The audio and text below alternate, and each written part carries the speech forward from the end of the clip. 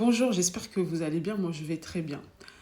Je vais juste aborder un sujet d'actualité. Ces derniers temps, vous savez, il y a eu les élections aux États-Unis et Trump est passé et est devenu président.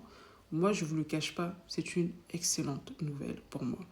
Parce que déjà, l'issue de cette élection, je l'avais déjà vue il y a 2 ans de cela.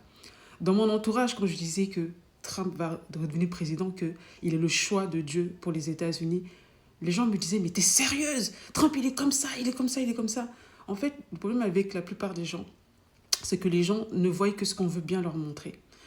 Moi, ça fait un moment où j'ai renoncé à la paresse intellectuelle et spirituelle. Parce qu'il y a beaucoup de gens qui sont des paresseux intellectuels, mais qui font semblant d'être intellectuels en fait. Qui ne font pas de vraies recherches, qui préfèrent s'asseoir devant leur télévision et de regarder ce que nous disent les informations mainstream.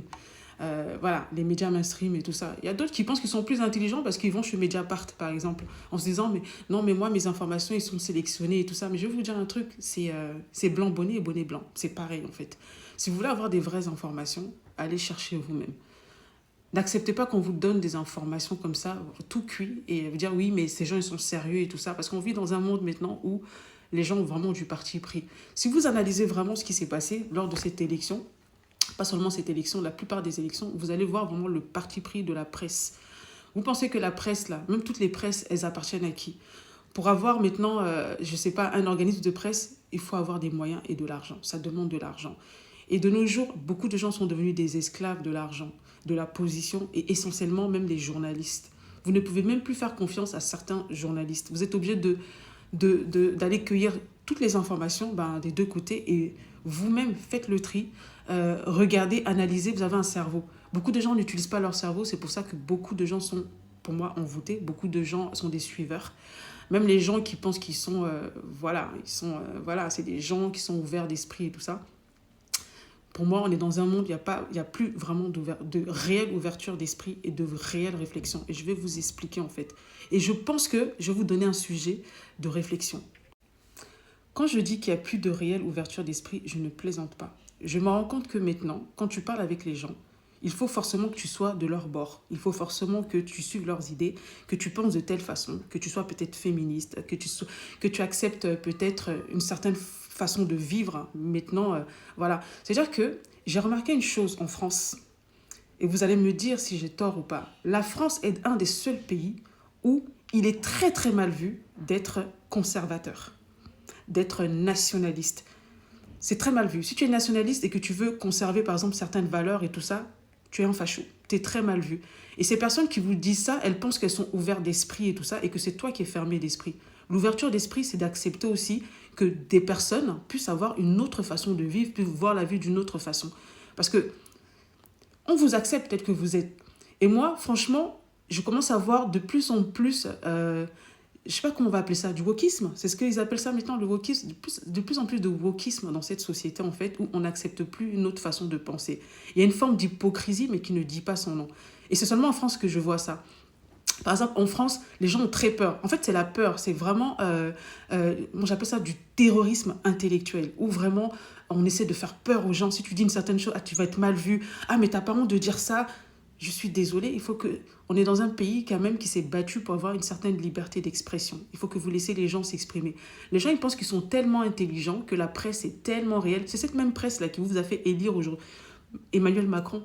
C'est cette même presse qui a fait que Emmanuel Macron est devenu président. Parce que il y a une certaine époque, on nous a présenté M. Macron comme voilà, la solution, vraiment le dynamisme, la jeunesse et tout ça. Et les gens ont voté pour Emmanuel Macron. Aujourd'hui, la plupart des Français sont insatisfaits.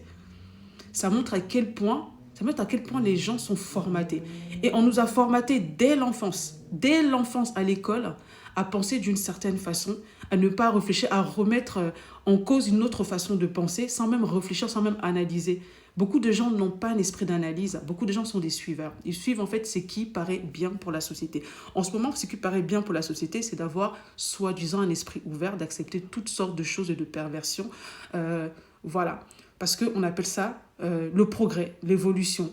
L'évolution, mais c'est d'un égoïsme. Et on définit maintenant la vie et la personnalité des gens par rapport à leur sexualité. Tout tourne autour de la sexualité. Voilà, avoir des rapports sexuels avec qui on veut. Bientôt, ça sera avec les animaux. Hein. On veut pouvoir avorter. Ben non, la vie, ce n'est rien. C'est pas grave et tout ça. On veut, voilà. C'est-à-dire que maintenant, la personnalité d'un être humain est basée autour de sa sexualité, de tout ce qui tourne autour. Ça ne va pas vraiment loin. Et si toi, par exemple, tu es conservateur et que tu trouves que ce n'est pas normal qu'un homme, c'est un homme, une femme, c'est une femme, bah toi, tu es mal vu. Toi, tu deviens vraiment la méchante personne et tout ça. On ne sait même pas de comprendre, en fait, pourquoi tu penses ça. Et ces gens-là, c'est eux les gens qui sont ouverts d'esprit. Et c'est toi qui deviens la personne qui est fermée d'esprit, obscurantiste. La personne obscurantiste. Et je trouve dommage parce que moi, pendant toutes ces élections américaines, j'ai eu l'impression que Donald Trump, on l'a combattu, mais d'une façon... Ils ont tout essayé. Ils ont essayé de le salir avec voilà, les histoires de viol et tout ça. Après, ça a été une tentative d'assassinat. Après, ça a été quoi? Ça a été la distraction avec l'affaire Puff Daddy. Vous pensez que c'est sorti l'affaire Puff Daddy parce qu'il fallait vraiment distraire les Américains. Et en plus, l'affaire Puff Daddy, c'est pas anodin. Parce que, vu qu'avant ça, ils ont sorti l'histoire de Trump avec voilà, les accusations et tout ça d'agression sexuelle, il fallait vraiment révolter les gens contre lui. Dire, vous voyez, c'est vraiment pas bien les agresseurs sexuels et tout ça. C'est parce que les gens, vous n'avez pas fait le lien. C'est la manipulation médiatique qu'il y a eu, le lien avec l'affaire Puff Daddy en fait. C'était fait pour que les gens se détournent de Trump. Mais ça n'a pas fonctionné. Vous savez pourquoi ça n'a pas fonctionné? En fait, vous ne prenez pas en compte le spirituel en fait. Il pouvait faire tout ce qu'il veut sous le plan spirituel, matériel. Il y a vraiment des cérémonies même sataniques qui ont été faites pour que ce monsieur n'arrive jamais au pouvoir. Mais Dieu avait déjà décidé. Dieu avait déjà décidé. Et ça, moi, c'est un truc que je savais depuis près de 2 ans, que Trump allait revenir au pouvoir. Voilà. Il y a des gens à qui Dieu donne voilà, des connaissances ou des prophéties. On ne le cherche pas, c'est comme ça. Et aujourd'hui, les gens qui sont autour de moi, ils sont étonnés. Je dis, mais moi, je vous avais dit qu'il allait passer. Parce que c'est le choix de Dieu. On peut dire tout ce qu'on veut, mais cet homme, il n'est pas simplement mauvais. Il est juste nationaliste. Il aime son pays. Il veut le voir évoluer. Il est conservateur. Ce n'est pas mauvais d'être conservateur. C'est seulement en France qu'on vous a lavé le cerveau. Vous pensez que c'est mauvais. Parce que si tu vas en Israël, par exemple, il ne faut pas parler d'Israël parce que et cette hypocrisie en France où on voit certaines choses, c'est normal chez d'autres, mais en France, c'est anormal. Pourtant, vous ne parlez jamais de ça, du nationalisme israélien. Vous ne parlez jamais de ça. Il n'y a pas plus nationaliste que les Israéliens et pourtant, personne n'en parle. Ils sont nationalistes. Ils ont une identité. Pour prendre la nationalité israélienne, ce n'est pas facile. Il faut... Voilà. Ils ont une identité nationale. Et ici, en France, quand tu parles d'identité nationale, c'est très mal vu.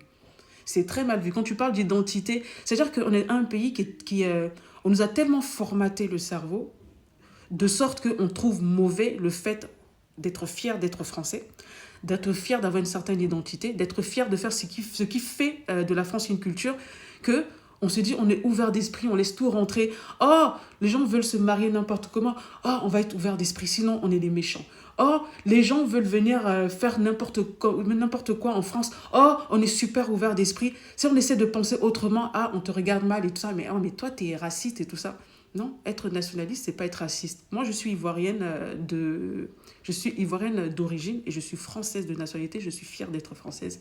Fière aussi de mes racines. En Côte d'Ivoire, nous sommes très nationalistes. Et nous n'avons pas honte d'être nationalistes.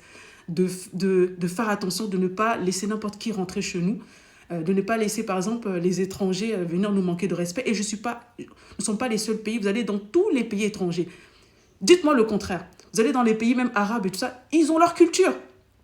Tu ne vas pas aller dans certains pays et imposer ta culture. Non. Il n'y a qu'en France où vous avez un programme d'autodestruction. Vous avez un programme d'autodestruction parce que vous trouvez qu'il est mauvais d'être conservateur. Alors que le conservatisme, ça permet de se préserver en fait.